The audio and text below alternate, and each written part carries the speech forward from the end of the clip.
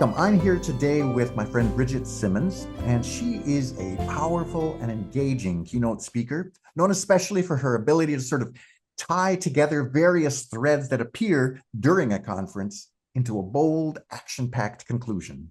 And she ensures that those who are present don't just go home with great ideas in their head, but take transformational actions that really evolve into momentum that continues far beyond the conference. Now, as a coach, I know Bridgette is really a master at helping humans connect to their limitless power right here and right now. I also know her as an amazing person and friend, just filled with energy and clarity, love and inspiration. And I always enjoy simply being in her presence. And I hope to share all of that good stuff with you here today through this conversation. So welcome, Bridgette. I'm so happy to have you here with us. Paul, what a great introduction. I feel so seen and appreciated. That was beautiful. Thank you. And I'm excited to be here with you. Well, great. You're most welcome. Now, you are known, I know, sort of as the queen of belief. Yes. What's the big deal about belief and why is this important to you? Oh, belief is everything. It's the undercurrent of every single thing we do or don't do as human beings. And nobody teaches us this. Hmm. Now, what they do, they meaning parents, caregivers, society, the world at large, is constantly sharing and communicating what things are, what they aren't, what they mean, what we should do, what we shouldn't do, what's right, what's not right. And those beliefs are just a part of how we operate. It's our operating system. And a lot of it is subconscious. And our subconscious is actually what runs the show. Hmm. A lot of times we see the subconscious depicted as I always want to call it a glacier, but what are those big ice formations in the water that the Titanic hit? Iceberg? Iceberg. I don't know why I call it clearly I am a Florida girl with Jamaican roots and I know nothing about anything icy. But yes, that iceberg is is how the subconscious is oftentimes depicted. That huge, you may see the little peak of it above water, but underneath water, it's this massive piece of ice that you don't see with your naked eye until you dive deep. And that's exactly what beliefs are. It's our operating system for what we do and who we believe ourselves to be in this life, which leads to either our complete and utter satisfaction with what we desire or a ho hum sort of going going with the motion type of life, which many people unfortunately do and don't know any different. Hmm. So could you give us a little example or sort of explain, excuse me, how that process works, how a belief either takes us towards success or not? Yeah, Play out. absolutely. Yeah. So I'll use myself as an example. I, as I mentioned, grew up with my beautiful, amazing parents who hail from the island of Jamaica, who immigrated to the United States, the land of opportunity. And as immigrants, they had a certain idea about what success meant as an adult in America and a profession that they believed was a pinnacle of success was the medical profession. So I grew up understanding, especially from my dad, who was a little bit more of the vocal between my mom and my dad. You're going to be a doctor when you grow up, Dr. Bridgette Simmonds. So he wanted to instill a level of excellence of my dad really values education and really being the best you can be. And so I grew up hearing this and understanding and just adopting this belief that I was going to be a doctor when I grew up. And so I graduated high school, I applied, got into college, picked a major, and guess what I picked? Pre-med biology for no other reason other than I'd been told I should be a doctor when I grow up. Now, the truth of the matter is, I am no good to anybody if an accident happens. Blood, guts make me so squeamish. I will faint, I will freeze, I will run. But blindly believing that I was destined to be a doctor put me on the path to make very big decisions that I could have continued to override. Like, oh, it doesn't matter. I'm squeamish with blood. I'm supposed to be a doctor. And I could have continued on that path because I was also of the belief that you finish what you start and that you don't quit. And so all of those things, those beliefs could have put me on a path to being in a profession I was no good at and really didn't love. Mm. So yeah, what those beliefs are really was guiding you in a certain direction. Yes, And exactly. judging by what I know you to be now, apparently it wasn't the direction that was speaking to your soul. At all. And the thing was, I didn't know what my soul, I didn't know I had a soul.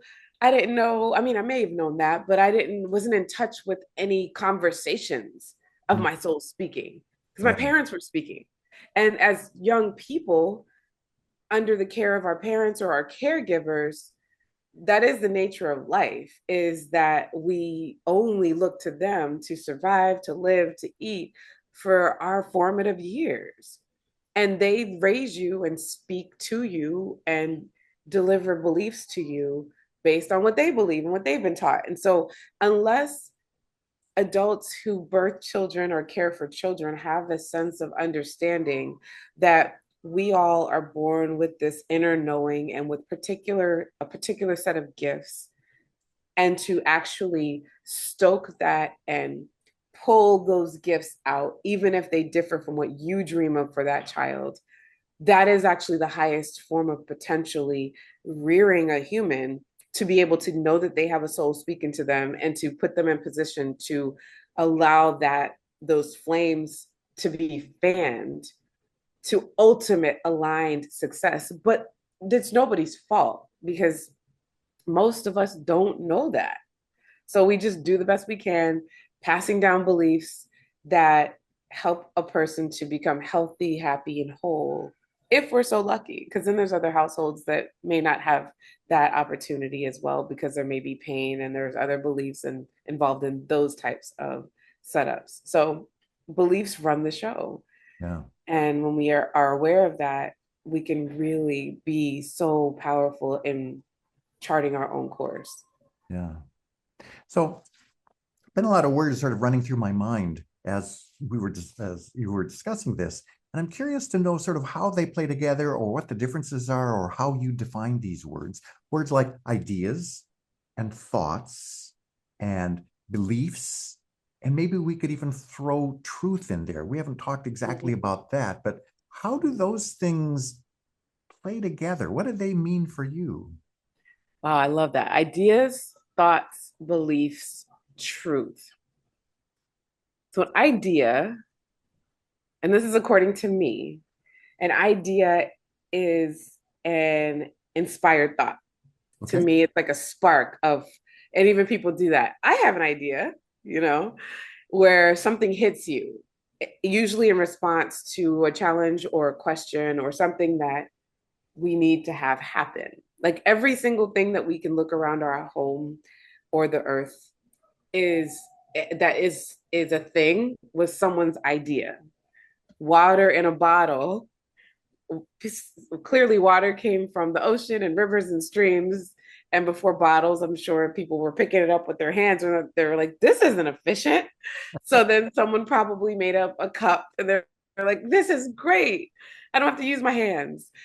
I have an idea. I want to make it portable with a cap so that it can take the water with me so it doesn't spill. That's an idea. It's a spark of inspiration or an idea that is creative and it comes from within someone. A thought are is inner dialogue that's running through your mind all day. I forget the statistic of how many thoughts we think a day, but if you're an overthinker, it's probably multiplied times 10 Yeah. of really either seeing something external to you and having a thought about that, or sometimes we don't even need a something to respond to. We're just in our thoughts, and thoughts may be spinning about things, which are either questions internally or decisions about things. It might generate an idea that's a thought that before it's uttered verbally. So we said ideas, thoughts, which is that inner dialogue. What was Belief, the other one? belief and Belief. truth. A belief in truth. A belief is really a thought that you keep thinking over and over again. So then you believe it to be true over time. That's all a belief is. It's a repetitive thought. And so that's also how we adopt other people's beliefs, which might have been an idea of someone. I mean, if you even think about it, that's how racism started. Someone had an idea that the difference in skin color should be categorized, named, separated. The idea became a thought. That thought, based on that idea, was perpetuated and repeated and repeated and repeated. So then it became a belief that was believed to be true. Mm-hmm. So true is something that someone believes, and a lot of times people get twisted and confused the difference between true and truth. And there's a difference between something that I believe to be true. Like, yes, it's true that I have gray hair or salt and pepper hair. Before I embraced this look, I used to dye my hair every 2 weeks. So before you, if you didn't know this was underneath, you would think it's true that I had jet black hair. But the truth was that I didn't. I had salt and pepper hair that I was masking. So, true is something that a lot of people can believe to be true. Like for a long time, it was believed that the earth was flat. And because that was an idea someone had that then became a thought to somebody who then said it repetitively enough times to enough people that it was believed to be true. So, a belief is just something that I have marked as true in my world, in my life. And the difference between true and truth is truth with a capital T are irrefutable, which sometimes can be refuted. I remember saying this to a group of students I was teaching. Like, one of the irrefutable laws is gravity. If I throw something up, it's going to come down. And someone smarter than me in this realm was like, well, that's not always the case. And he talked about something about this study with raindrops and how it goes up. So, hey, I won't debate that, but there are some universal held truths in the world that cannot be, I won't say debated, but anything could be debated, anything could be questioned. I'm willing to be proven wrong, but truth with a capital T is that in the solar system, there is a sun, and we rotate around the sun along with the other planets. That's the truth. But then again, we may learn something new in the future. So everything is just everything and nothing at the same time. And the beautiful part about life is that in our experience, we can choose to allow ourselves to be in a position to have new ideas and new inspiration instead of adopting other people's, which then create fresh thoughts. We can have conversations like we are about thoughts that either solidify my beliefs and my thoughts or challenge my beliefs and my thoughts if I'm open to it, which doesn't have to be an argument. Imagine that. And then I can adopt a belief. And if that belief serves me in terms of making me feel like I'm living according to the way that I want to for this time and period in my life, then that's true for me. Then what's true is I am here and this is what I believe. So I hope that made sense. I'm just I think rambling, I feel, but yeah. I think that was brilliant. I didn't give you a lot of warning that I might be asking. That was kind of a deep, complicated Yeah. question. I think you did beautifully. I might just add one thought I've had when it comes to truth with a capital T. Um, Part of me believes that maybe we can't actually know with absolute certainty what the truth is, but shall we say, like calculus, how it uh, approaches a limit, how it goes on infinitely and always gets closer and closer, but never actually arrives. That's sometimes how I think of truth, that we can keep getting closer. We can keep pulling away things that aren't true, and we get closer. And then we get closer and we get closer. While we're here human, we may never know in the end, but we can keep getting closer. What's your reaction to that? I really love that. That is, and this is how we can learn to consciously adopt beliefs. I like that. And how we learn also whether or not to adopt a belief is if how it feels to me. And that felt really good. Yeah. I really align with the fact that we can get closer, we can reveal things, but we may never ever get to this proverbial mountaintop where we're like, I figured out life Yes. and Yeah. everything about it. And I Yeah. mean, and the thing is, I kind of like that we can't, because then what would be the purpose? Yes. Yes. So let's get back to beliefs and sort of take a different tack here. So many people, especially entrepreneurs who are building a business, or people who are, working in their career, trying to climb up the ladder or do whatever it is that they're trying to do. So many people seem to be on a hunt for what's the right strategy or the right tactic I need to find success in whatever it is I'm trying to do. Um, it seems to me that one of the things that you often talk about is that it's not really about the strategy, but maybe more about belief. Could you correct me if I'm wrong, but tell me a little more about that thought? Yeah. So, I mean, there's definitely strategy is the way that you want to play the game. Mhm. And the way that you want to play the game and what success is or isn't for you is hinging on your beliefs. And first, I want to say something I learned the other day that was really fascinating. Did you know that the original definition of success only meant a result? Did you know that? No. I didn't know that either. I was down a rabbit hole because I love words and I love definitions of words and roots of words and the etymology and the history. And so somehow I got on this rabbit hole and learned that success only meant something happened. You did something and something happened. And it wasn't until time went on that people started to define success as we know it today, which is you won, it was favorable, but that's not really success. The true definition of success, the root of success. So, in terms of trying to achieve success, if you're an entrepreneur, a business owner, a leader in an organization, when strategy is happening, or even a want for strategy, like sometimes with my one-on-one clients, and I ask, "What do you want at the end of this session?" They're always wanting a strategy for something. But the thing is there's nothing in this world, in this life, you can't Google the steps and the strategy for, or even chat GPT or any AI. There's so much information in terms of how to do a thing from A to Z and every single step in between with levels of depth and clarity and bits and pieces you can't even imagine.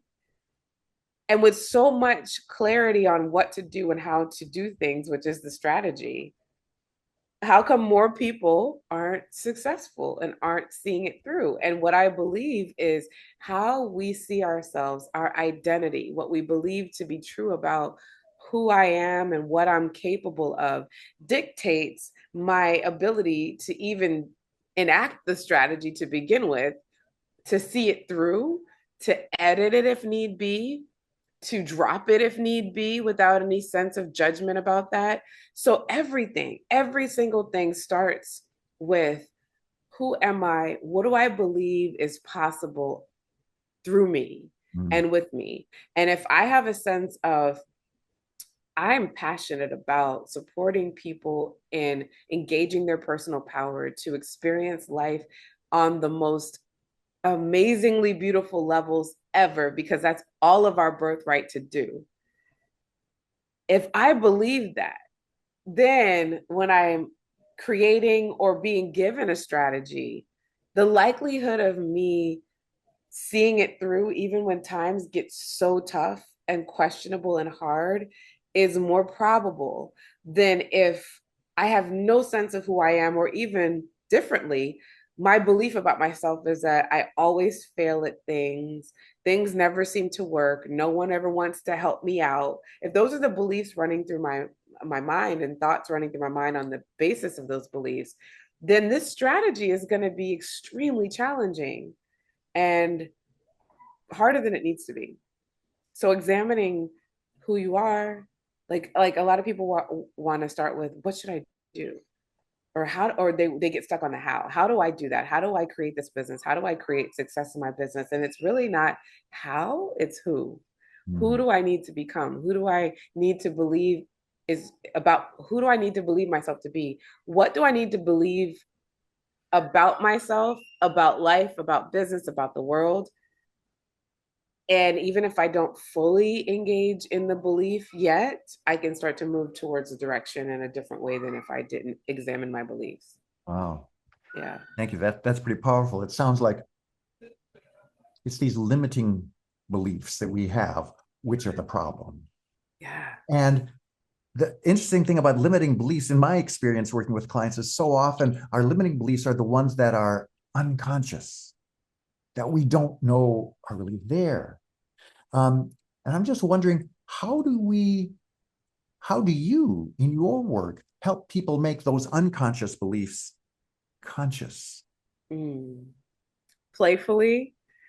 That's my favorite way of doing it. Also through community, gathering people, like-minded seekers of personal growth, personal reinvention. A lot of us reach that space where we're asking ourselves, is there more to life than this? Is this all there is? And usually that's a great space. Storytelling, my story, other people's stories, so that I can see I'm not weird, I'm not alone, and that there is possibility. And then another way is through questions. The mind responds to questions, and questions are a beautiful way to start making the unconscious conscious, where I can understand, where did I get that idea that after the age 50, I'm washed up? Oh, wow. I always heard my grandmother say that. Okay, how true do you feel that that really is? Well, now that I am 51, I don't feel that way. So then now, so that's the space of really unlocking what's unconscious and making it conscious so that we can create a different choice. Hmm. So it sounds like a lot of it has to do with sort of changing a perspective, changing the way that which we see something. How Yeah, true does that feel to you? very true. That's it. The late, great, um, oh my gosh, his face is in my mind. He says when we the way when we change the way we look at things, the things we look at change. What the heck? Did I mess it up? Oh, You know who I'm talking about? I don't know who the person, but I have heard that He's a, before. yeah, And he's so, a famous author. He passed away a couple years ago. yeah, Oh my gosh. well, I, maybe we'll think of it's it. gonna kill me. But His name is I'm on going the to tip of ask something about that. So that seems to imply that if we think about something differently, the thing actually changes. yes, Really? absolutely. Yeah. I mean, the thing may not change because the thing is just a thing. Our perspective of it could change. How Okay. we're looking at it, what we make to be true about it can absolutely change. And it can alter our perspective. And so, one of my favorite things to hear a client say when we're asking questions and exploring what's stopping them and blocking them is, oh, I never thought of it that way. That is such a beautiful opening. It's a signal to me and to them that their brain is wiring in a different way of possibility, Uh-huh. you know. And it's also, and what's fascinating about the brain, as you well know with Thoughts on Demand, your amazing book, is that done enough and with enough conviction, we can alter someone's beliefs and they could be used for not good and good. For example, I know one tactic in terms of like when people keep prisoners of war and things, you question somebody's reality enough, and they will start to adopt and go along. Hmm. I remember I was in some session once, and this person had been trained in this modality. And if you stand before a person, you're like, the clouds are blue, the sky is not blue, the clouds are blue. And the person may start off very strongly, like, no, the clouds are white. And if I persist, like I'm trying to tell you, the clouds are blue. Eventually, that person will start to believe that. It's also how you drive a wedge in between negotiations for hostage situations by asking certain questions or challenging certain notions and beliefs. It's such a powerful space when we understand that the brain is so malleable with neuroplasticity that our mind can be changed and it can be changed for our benefit. Mm, wow, that's pretty powerful. Thank you. Yeah. So I know you have a framework. I think you refer to it as bold, Yes. that really helps people shift those perspectives and sort of move into action. And I'm wondering if you'd be willing to sort of give us a little thumbnail view of how do we do this? Yes, absolutely. Now, of course, I'll give a disclaimer that before you hop into bold, you certainly have to go through some level of processes of wanting to be open to making a shift or making a change or looking at something from a different perspective. But the bold framework is designed to really help you to take a micro action in the direction of something you've been wanting to for Mm, a long time. So, BOLD is an acronym. 4 simple steps is how I have changed the trajectory of my life time and time again. I worked 15 years in corporate. I was going to be there until retirement because I thought that's all there was. But I asked the question, is this all there is? And the answer was no. So then I began to get curious about, well, then what else is there for me? And changed my belief about myself that I'm not just a corporate citizen. I believe that I am a successful entrepreneur business owner who changes lives. And I had to start believing that first. And I needed to get very specific. So the be in bold first step is to actually be specific about what do you want? What is it that you're desiring? What's that thing? And even if it's too lofty or too large of a goal, like when I was still very much mired in the 9 to 5, I knew that my overarching goal was to not be there anymore and work full time in the space that I am now, where I'm speaking and motivating and coaching. That was huge. I couldn't just flip the switch one day and then next day be there. So then my B in the bold, to be specific, was I needed to figure out how to do it. Then I, through time, figured out that it became who I needed to be. That's how I understood it to be belief. I needed to believe it was possible for me to make this career change. So B is be specific. The O in bold in this 4 step process is open your mouth and share it with another person, be it a coach, a mentor, a trusted advisor, a friend.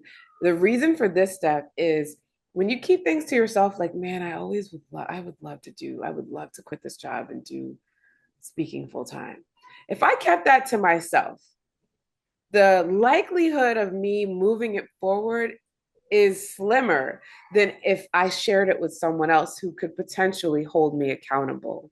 This is also why coaching and investing in coaching is so wildly supportive and helpful in people achieving their desires, because when you invest and you're paying money to open your mouth, to take that step, that second step and the first step, as well as the other 2 steps I'll share with you, you're more likely to move your life and your career and your goals forward in miraculous ways than if you just kept it to yourself, because we're more likely to let ourselves down than another person. The L in the 4 step process is learn to be uncomfortable. Okay, growing, changing, shifting, doing something you've never done before is gonna be uncomfortable. It's why most people don't make a move, why they don't change, why they don't grow, why they just settle into where they've been, because it can be uncomfortable. And we can mistake that feeling of discomfort with, no, I don't need to do this. No, it's not for me, which is a limiting belief, especially when it's new. Let yourself be uncomfortable, expect that you're going to be uncomfortable. Being able to share the fact that you're uncomfortable with the person you opened your mouth to in step 2 for O is also very powerful and helpful.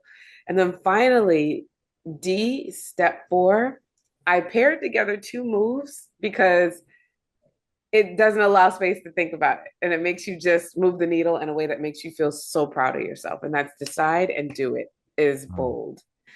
So deciding, not waiting to be ready, a lot of people are like, I just want to feel ready. And there's a news flash I always give people. Ready is not a feeling. You're not going to feel ready, especially when you're uncomfortable, a la step 3. You're just not. You decide. A decision is a choice. Readiness is a choice. So I decide either I'm ready and I'm going to do it, or I can even decide I'm not ready and still do it.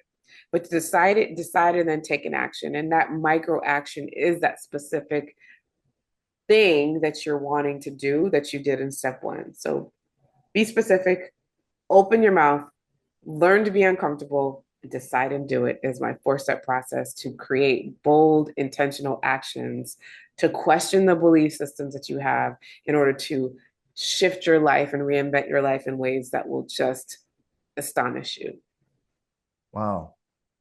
That is great. Thank you for sharing that, Bridget. Yeah. I feel inspired to get up and just go do something right now. Do it, do it, do it. What are you going to do, Paul? What am I going to do? Well, I've been thinking about who I can talk to, open my mouth to about speaking. Yes. So Beautiful. there There we you go. are.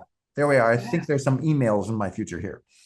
See how this works? Look at that. Pretty simple. It sets off a chain reaction. Beautiful. Yeah. Thank you, Bridget. I have so much enjoyed this conversation, learning from you, hearing from you, finding out all the interesting things that go on in that brain of yours, that great big giant brain. And although I know the medical community is lessened by your not being one of them, I know the Oh rest no. of us is the other way around. So I'm so grateful that you are part of this personal development world. Thank you. I'm grateful to be here.